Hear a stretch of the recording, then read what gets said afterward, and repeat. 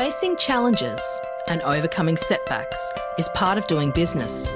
Whether you have the expertise to survive them or not could mean the difference between success or failure. Welcome to We Are Women, featuring revealing conversations that provide invaluable insights into the success secrets of female masterminds.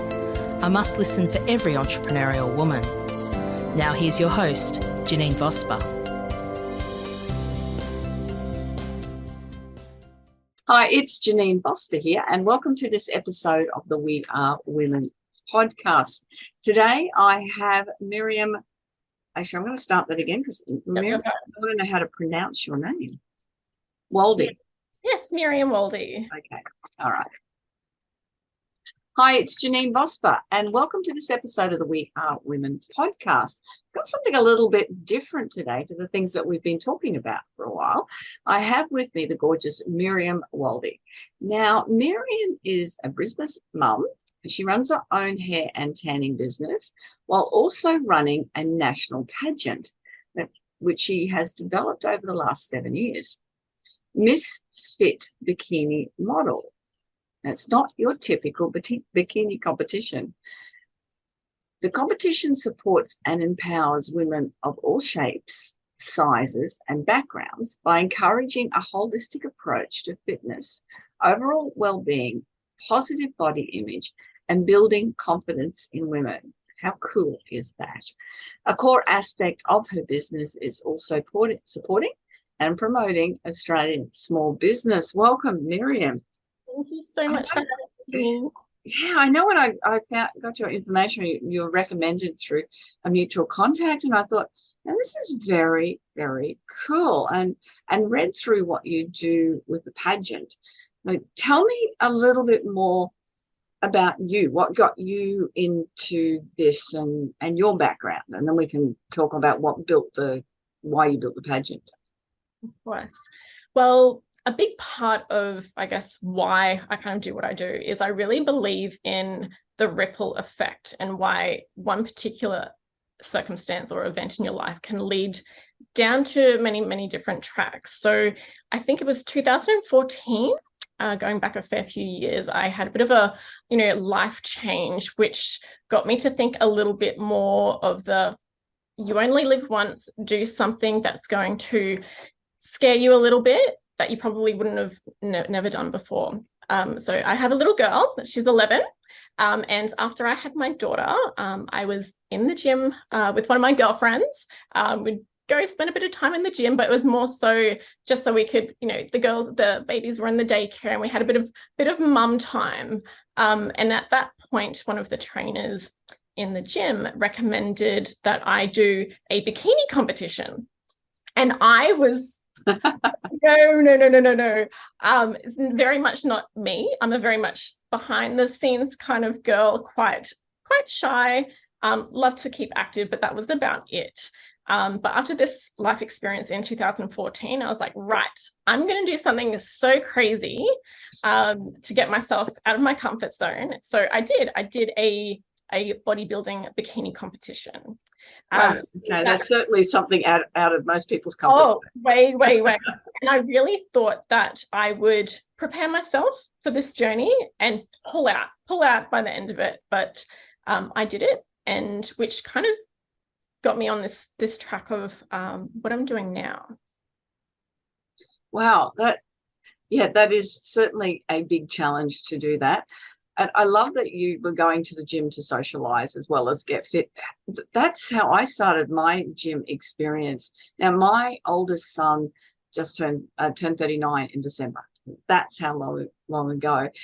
And the other one's 36. And when I started going to the gym, a girlfriend rang and said, hey, it was at the QE2. They used to have mum's fitness classes, and then you could go out and run on the track, and and then we'd have a cup of tea, and it would be about 3 hours. Fabulous childminding facility that was all about $1 or $2, and it was wonderful. But it not only just got you into the socializing, which is so important when you have at home with young children and babies, but it built this fitness mindset as well, that things that you do, you keep your body healthy and well because it feels good. And I actually went on to become an aerobic instructor for 10 years following that and did the training to do that. And one of the other ladies that was there with me did exactly the same thing as well.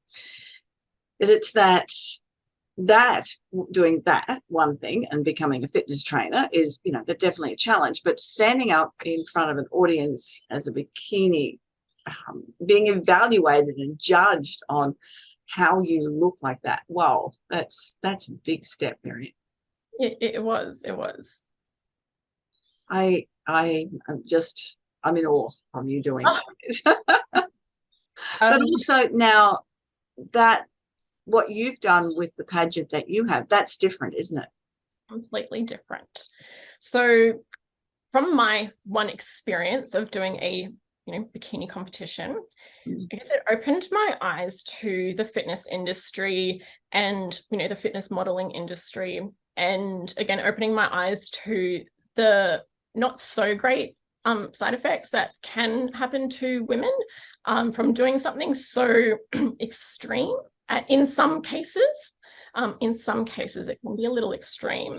Just from my experience, from all the women I've met and spoken to, with the amount of eating disorders, body dysmorphia, just this spiraling negativity about their self-worth and their body, was really, really quite heartbreaking to see. Mm-hmm. I did experience a little bit of all of that stuff from doing that particular event. So I thought, okay, there's a gap in this market where, we, as having that goal to work towards is always going to be, with fitness, you need a goal. But to have that platform for women where it's done in such a holistic way that we're going to try and really target those side effects and just created a different option for women that are looking for that goal, and also to support women who may have potentially gone down that track or are not feeling so great about their body, to just really embrace themselves and just support them on that journey of self-love and body acceptance while creating that long-term holistic lifestyle. So not just shred for stage or just, over diet to look a certain way. We want healthy habits all year round, be healthy, happy, and confident. I love that body acceptance. I remember one of the ladies I've been involved with as a networker for a while, she has a statement where she said that she starved herself thin, and that's just not, a great way to do anything. And it's that acceptance of we all are different shapes and sizes, and we are different shapes. That's an important factor, that some of us will never be a model thin person. It's just the body won't do that. I actually love all the the old Renaissance paintings where everyone is quite normal shapes and sizes, and they paint that, and that was honored then, as opposed to having to be super thin. Or the bikini ones was not just thin, it was muscular as well, but not over the top like a bodybuilder. It was just had to be spot on. And I can imagine the issues with the eating. It's like any form of modeling, isn't it? There's always those issues behind it to achieve unrealistic results. So with the pageant that you run now, it's to do with health and well-being. What's the criteria? So the criteria, we do have like an application process where we ask the applicants certain questions. So we're quite a boutique kind of community. So it's not for everybody and anybody. So we spend a lot of time and energy supporting and mentoring, all of the contestants. So we kind of ask them what their goals are and what they want to achieve out of doing something like Miss Fit Bikini Model. So we can make sure that our values really align and we can really actually support that person.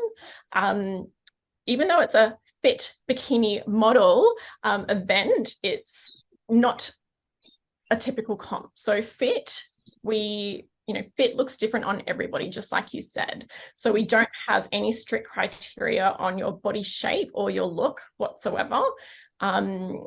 So that's Fit Bikini. We empower women to feel comfortable wearing swimwear. There's nothing to be ashamed about, feeling confident in what you're wearing. And model is just being a role model for others. So it's not your typical model. So the criteria is really just looking into the individual, understanding their background and why they're wanting to do it. And the majority of the applicants that come through they are wanting to grow confidence. They are wanting to learn how to love themselves and just have a goal to work towards to help them, keep on track. So that's kind of the criteria. So if it aligns, then we welcome women from all different backgrounds. Is it just in Southeast Queensland? So our event is held on the Gold Coast once a year. Pre-COVID, we did run events in Melbourne and Sydney, but we have women from all over Australia who participate and who are excited to fly over to the Gold Coast to be part of it. And how do people demonstrate fit? A lot of it is done through their social media in terms of how we take those things on board. So we do ask to see their social media. It's not a big criteria in terms of they have to have a big following or have to be super active. But as long as we can kind of see that they're making a bit of an effort, through their journey, to keep active, because a big part of why we're doing it is to, again, that ripple effect and inspire others. So if they're showing a little bit of their daily lives, or them going for their monthly hike or things like that, that's going to inspire other people to do those things as well. Yes, and so there's I'm assuming then there's a fair lead-in time to once someone's selected to be in the pageant. Or then am I using the right word with pageant? Yes, absolutely. Yeah, okay. To be in the pageant, that there's a fair lead-in time to demonstrate all of this, because all of this would be part of the judging criteria then, wouldn't it? Yes. So pretty much after one show is finished, we're pretty much open for the following year, because we have lots of women that are like, when's the next one? We want to do it. Last year was the first time that I actually gave myself a good 6 months off to just reevaluate, regroup, and so we can come back bigger and better and give more energy and opportunity. But the registrations are open, and it is the case where the sooner you apply and you're chosen, the more support you're going to get for your goals. And again, that opportunity in the lead up to. Judging wise, it's not just pageant weekend. We take all sorts of things on board throughout the journey. And when is pageant weekend? Pageant weekend is the 21st and 22nd of October on the Gold Coast. Okay, so there's a fair bit of time for people to get in and okay. Yeah, so once somebody's there, they're being selected, they turn up for the pageant. Okay, so now tell me how they demonstrate fit. Yes. Well, they're there. Yeah. So, for example, we've just had a really beautiful lady register this week from Queensland, and a part of we've definitely changed up the judging criteria this year, and that's to give a little bit more accountability to the ladies, because over the years we've kind of learned different things along the way. Because we're wanting to support them in their goals, and being, in different areas, you do need that accountability. So again, a lot of it is done via our private, sisterhood community group, just being involved and be part of that. Again, just visually on social media. Yeah, because when you talk about fit, I've automatically gone to physical fit, which is what you're promoting with what people to participate and demonstrate. But I'm also thinking now, mind fit, emotionally fit. There's all those components to it, isn't it? That absolutely. It's not just about how people look. It's how they present themselves to the world, but being really authentic to, this is exactly who I am. Yes, absolutely. So again, a lot of that is done through our connection. So we'll do regular Zoom catch-ups. We'll have little events within our sisterhood to support the women, and obviously for them to show us as well how they are getting involved and showing up for themselves and others. We do have a questionnaire as well for the models, for us to kind of dive in a little bit deeper into their background and what they've overcome, things like that. That part of it is a part of the criteria, a judging criteria, is as well as if they've had something that they've worked their way through and come out the other side. So we have quite a few different awards and titles through the pageant. One that comes to mind is Miss Transformation. So this could be a body transformation, or it could also be a confidence or mental transformation. So how we kind of determine that is diving deeper into, their history, and, if there's been challenges that they've been through. We had a really lovely lady win Miss Transformation a fair few years ago, and I remember meeting her for the first time and then seeing her on the pageant weekend, and her confidence had just blown up. It was so amazing to see. And she ended up coming back 2 years later to do it again. And she said, I won Miss Transformation. It was such a great opportunity, but I still, I grew in confidence, but I'm still wanting to grow more.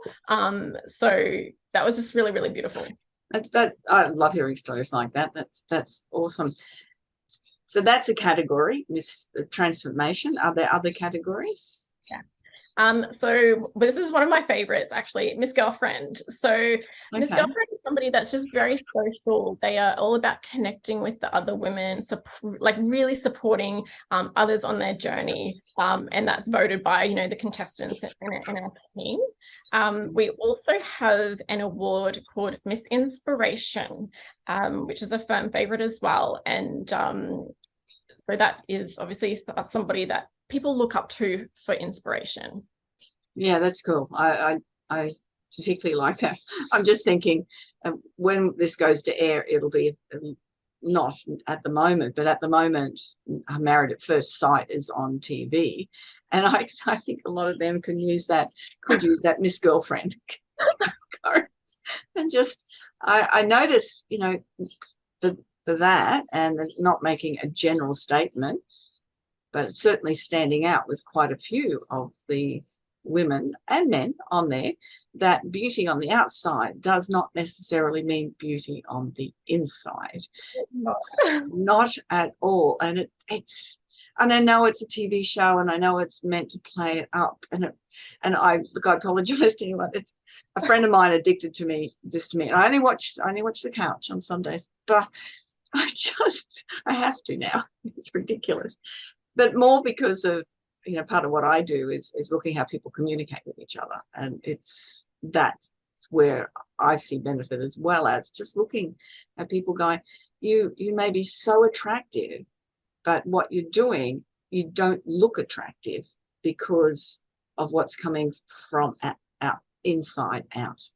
It's just the beauty isn't there. Absolutely. Yeah. So yes, I do particularly like that Miss Girlfriend and Misinformation and Miss Inspiration and Miss Transformation. It really sets it apart, that it definitely isn't just how good you look in a bikini. Absolutely. So why call it Bikini Still There? So I bought the business, when was it? 7 years ago, from an Australian bikini designer.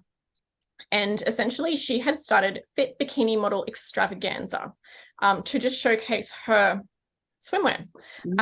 And she was leaving the country, and I had the opportunity to kind of buy that out, which I then just completely rebranded.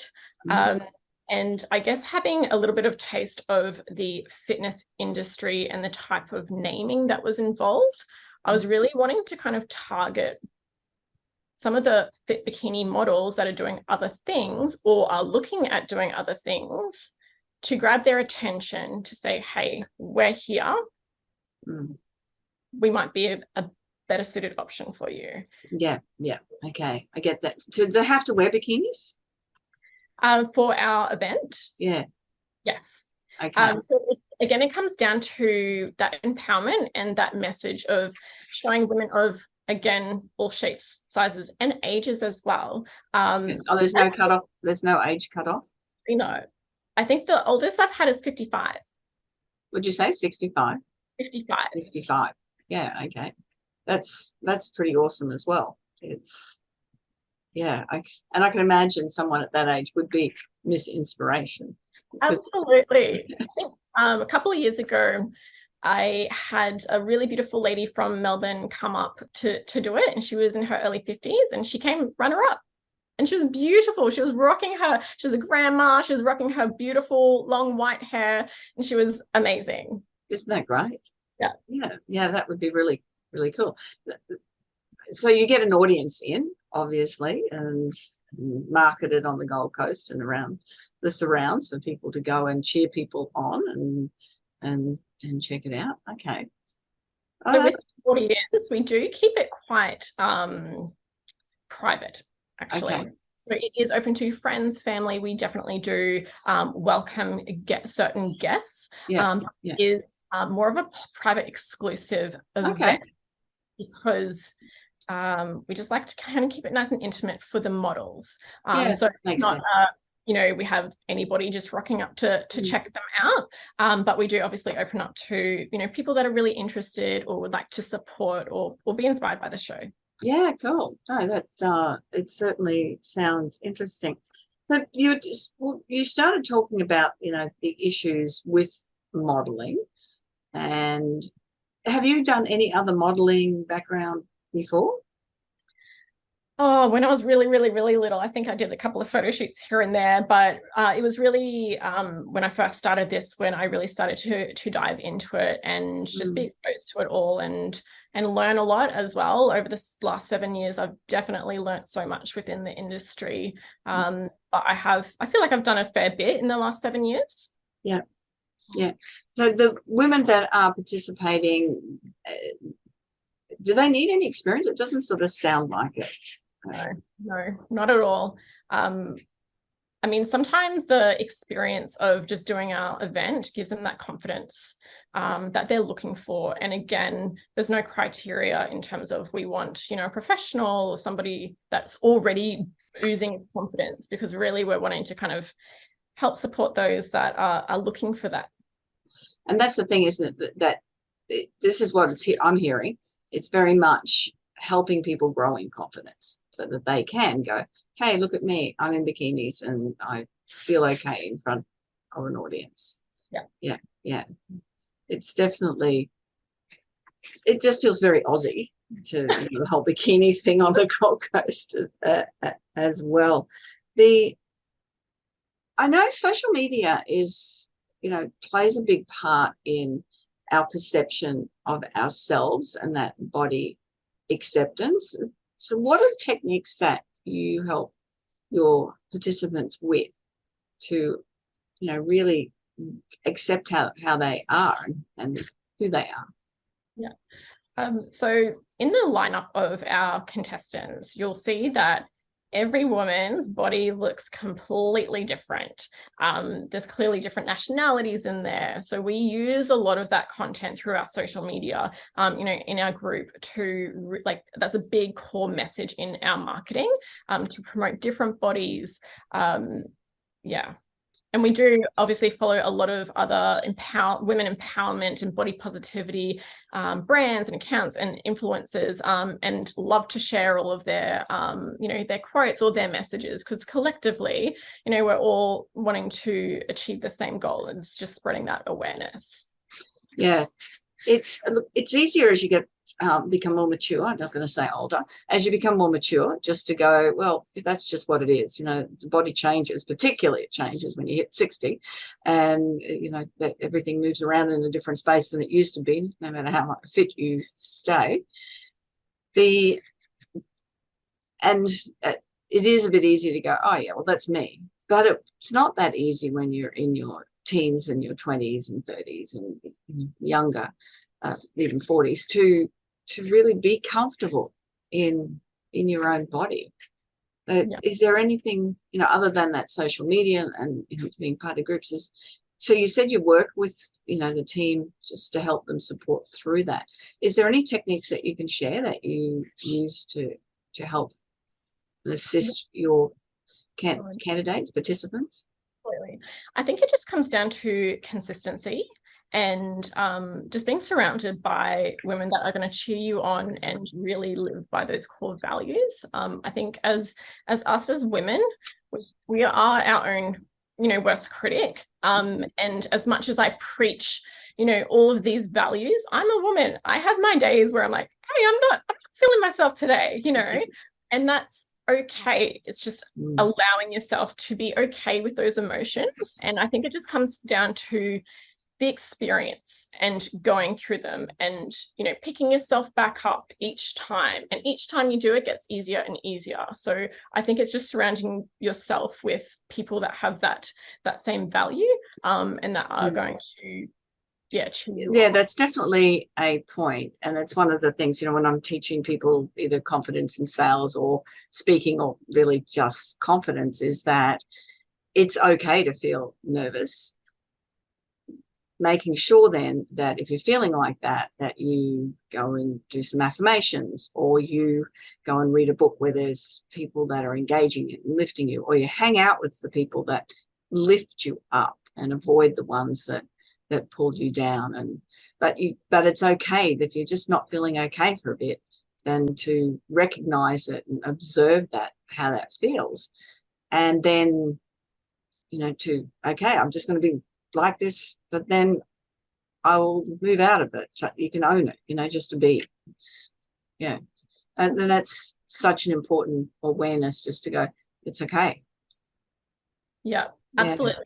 Otherwise, I feel like it can create that spiral if you're judging yourself for having those thoughts. So just really accepting and allowing yourself to be with that, and that's okay. And you have your good days and your not so great days.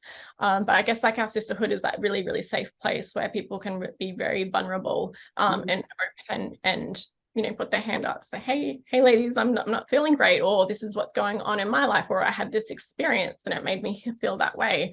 And they've just got that support there to really build them up. And having a sisterhood and people that that will be there to support you is such an amazing space. I think women tend to do that better than men. I think that's part of the, sitting around the campfire, cooking the meals, talking type of space that women have carried through for the thousands of generations, and not necessarily men do it as well to put them in a supportive space. And I think statistics around not so pleasant topics demonstrate that it is such an important factor for any women.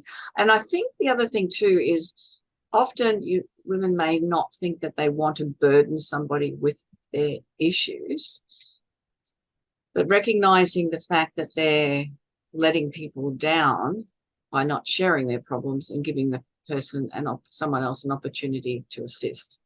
I love that perspective. I'm going to be writing that down and using that. Absolutely. Yeah, it's we all want to be there. And we all want to be asked sometimes, can you help me?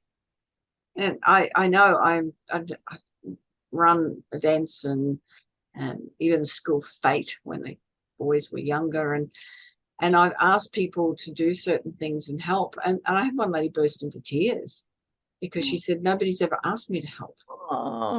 And it really was an eye-opener for me, because it enables people and gives them the skills and the confidence to know that, one, somebody's asked them to assist, and two, that they've been able to follow through with it and get it done, which is very, very, very cool. Yeah, and then that's part of what a sisterhood is about. But I think that's such an important factor. Anyone listening, if you're going through something, reach out and seek that help from people, because we want to help. And the people that you can go to, the people that will lift you up rather than pull you down. I imagine it becomes a whole family experience, though. Yeah. Yeah.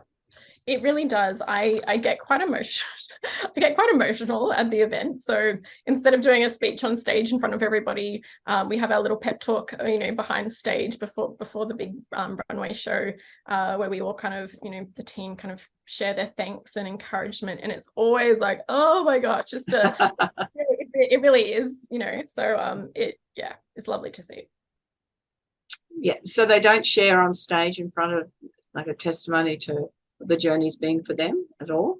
Yes, absolutely. So part of, the application process, they fill out some questions. So when the models go on stage, they get quite ample time on their own. So it's not just a bunch of women going up together. It's very personal. So a lady will walk up and will be able to give, like the MC will give a bit of a background into who the lady is, where she's come from, what she's doing with her life, why she's doing it, what her goals are. So that way the audience can really get to know her and see where she's come from. So she's not just a lady in a bikini on stage. She's a real person with, substance and goals and, life challenges that she's gone through. That's really important. And I can imagine that there's women who have joined who haven't had that family support, but they've stepped up anyway because they sort of maybe feel like they've got something to prove. Yeah, maybe. Yeah, for sure. We definitely have women from all sorts of scenarios and reasons for wanting to do it.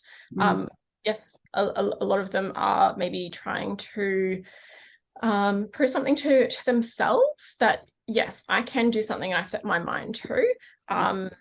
They, again, wanting that family. They may, we've had like a couple of women that, have come from overseas and they don't have any friends or family. So they're trying to build that supportive network. Yeah. How many women in the contest? So it has fluctuated over the years, particularly with COVID, our good friend COVID. Last year, I believe we had 12. So we do like to keep it intimate, so we can give that really one-on-one support. My goal is to have 30 beautiful women this year, because I see it as, my team is growing, and that's 30 women that we can support and share their journey.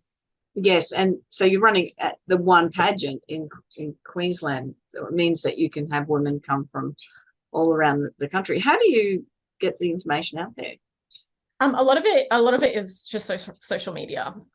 We have over the years developed quite an authentic following. So we have a lot of ladies that have done it and they've, hey, I've been following you for years and I think this is my year. And I do very much try to network as much as I can to just spread the word. And the team and previous contestants are really, really great ambassadors for what we do. Yeah, I imagine they would. What is probably your most motivating story, having done this over the years? Okay. One that comes to mind straight away is pretty much like when my first year of doing it. I knew a beautiful lady from Brisbane. I think she was in her 40s, and she was in training for a bodybuilding competition. She'd been working really hard, and she came to me and said, hey, Miriam, I've been working really hard to do this bikini comp. My coach said that I'm not ready. And I said, I won't say her name. I said, girl, you have been working hard on yourself. You deserve to celebrate what you've been working on. Come do this. And she did. And I remember distinctly the day of pageant, and she had her hair and makeup done. And she came up to me and she gave me the biggest hug and she said, oh my goodness, Miriam, thank you so much. Like, this is the best thing I've ever done. Thank you for making me feel worthy and enough. And yeah, that was just like, yeah. I love that. So feel worthy and enough. Yeah. And she's amazing. Like we do have a lot of mums that do our event. But, she's a woman in her 40s who's had children. She's working hard on her fitness and her lifestyle as well to be able to work her job, run her family, and she's still dedicating this time. And I just thought that was so sad that a coach could tell her that she wasn't ready, because her body didn't look a certain way to be on a certain stage. And I thought that was ridiculous. Yeah, and that's the thing. The body didn't look a certain way to be on a certain stage. Yeah. That's very telling. Yeah. But that to feel worth and feel enough, that is a very strong statement from somebody. Yeah, really cool. I can understand why hearing that it makes you continue doing the pageant, and it's enabling other women to achieve that same sense of worthiness. That's a big word, worthiness. It's yeah, and it is when that's the thing with people are listening. They're in their own businesses, or they're busy, working for someone else, and they've got busy lives with family and trying to get everything done. And fitness and health is usually the thing that goes first, and it shouldn't never be, because it's the thing that's needed the most to enable you to do everything else. Trying to find the time for it. How they women prioritize that time and found that time for themselves? Yep. So for all the contestants, their journeys are all going to be very different. Because they're all going to have their own mindset about things. So we can promote and encourage certain habits and certain ways of doing it, but at the end of the day, every woman's individual and they've got different things going on. So we are very, very much about the balance of life. Yes, we all know fitness is important for our health, to give us the energy to live our lives, but it's also incorporating that holistic side where you do it because you've got the time to give to yourself, and not going overboard with it. So sometimes with the fitness mindset, from my experience in the industry, that people can be a very all or nothing, which is what we're trying to break. Because again, we've got jobs, we've got families, we've got, all these other things. If you're fixated on training so hard because you think that you need to train that hard, it's going to impact the rest of your life. It's going to impact your energy, your sleep, your relationships. So we very much encourage a very holistic approach, balanced approach. Some weeks, you might just get a walk in on the weekend. Be kind to yourself about it. Not every week is going to be the same.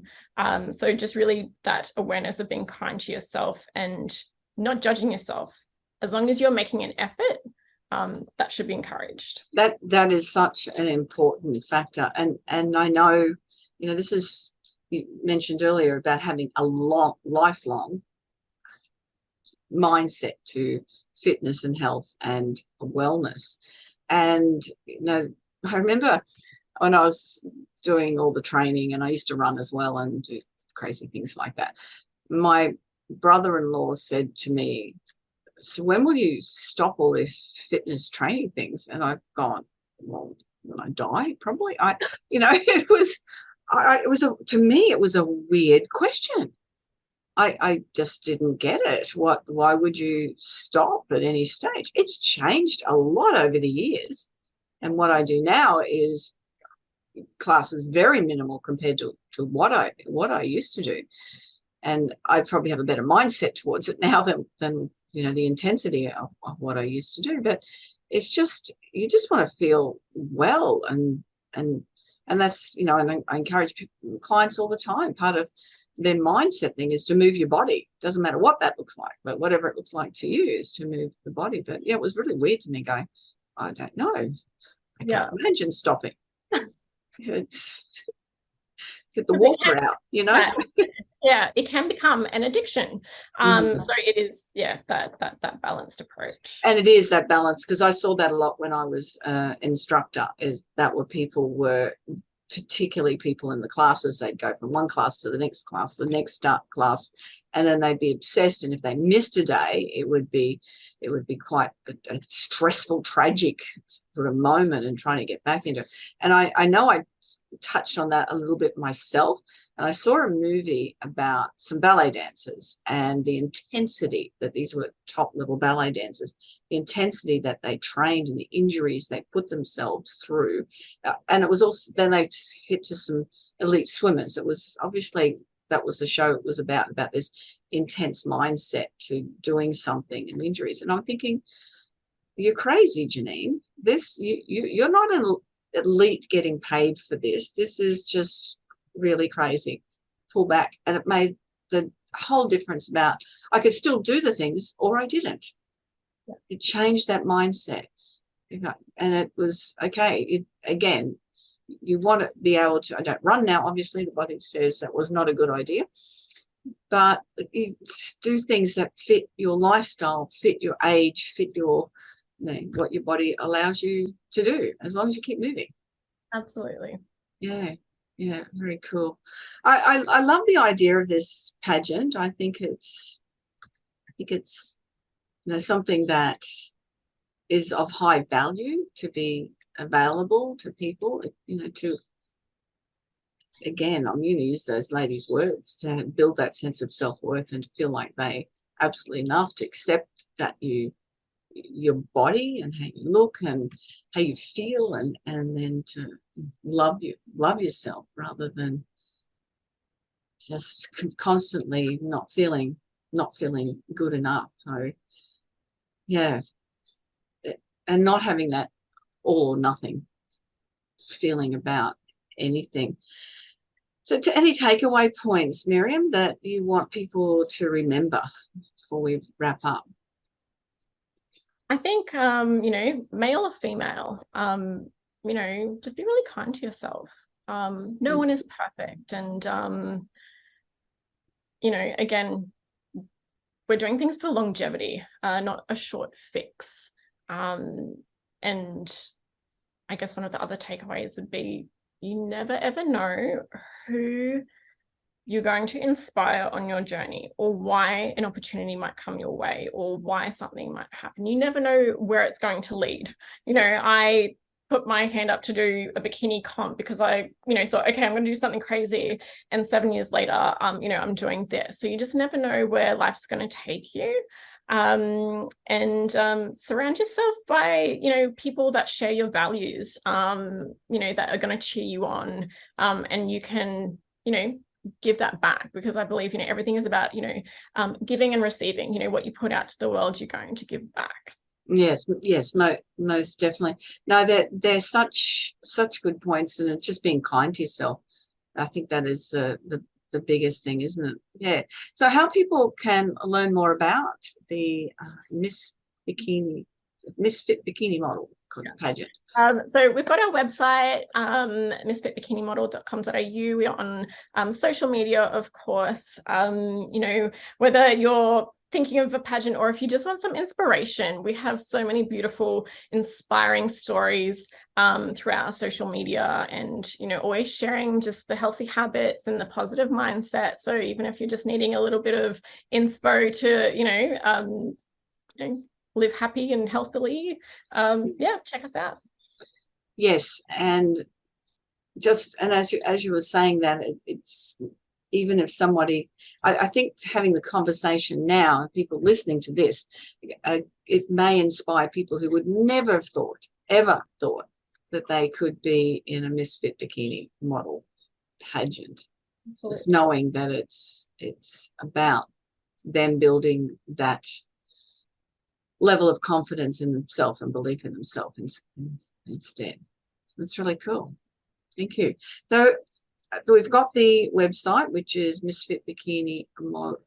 Misfit Bikini Model. Is there anything you want to add just before we wrap up? Sorry, Janine? Is there anything we want to add just before we wrap up? Actually, there is a core part of my company that we haven't touched on. So I am very big on supporting and promoting women in business and Australian businesses. So a big part of what we do all year round is promoting women in business. So we have a lot of sponsors that we collaborate with. So that's a big part of what we do. So how do you support them? So a lot of it is done by like content creation, a lot of marketing, reviews. We obviously have a platform of women who love supporting businesses as well. The majority of it is anything to do with health, fitness, wellness, beauty, self-development, anything to do with something that might align with what we're about. We love to connect. So whether it's a service or a product, we have kind of women there that are happy to support and use and promote. Excellent. And how do they find that? Is that still on the same website? Yeah, absolutely. Or they can just reach out via the website or to myself. Okay.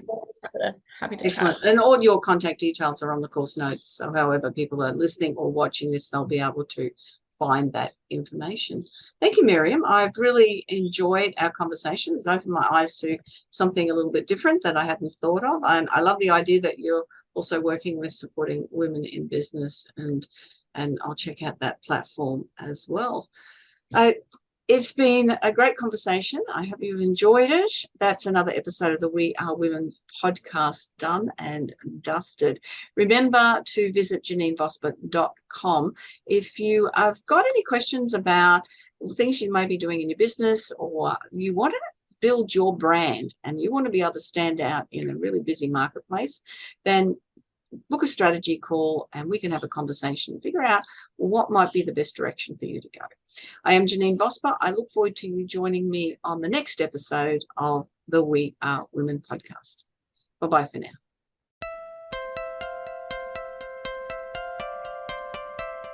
So, do you feel stuck in a rut in business? Visit speechperfect.com.au and download Janine's free ebook to avoid the 5 most common stumbling blocks women face in business. It's jam-packed full of tips to overcome the barriers that could be holding you back from the success that you dream your business will be. We would love you to leave a review of today's episode and share this podcast with other women in need of entrepreneurial inspiration. Subscribe to the next episode now and join the We Are Women community.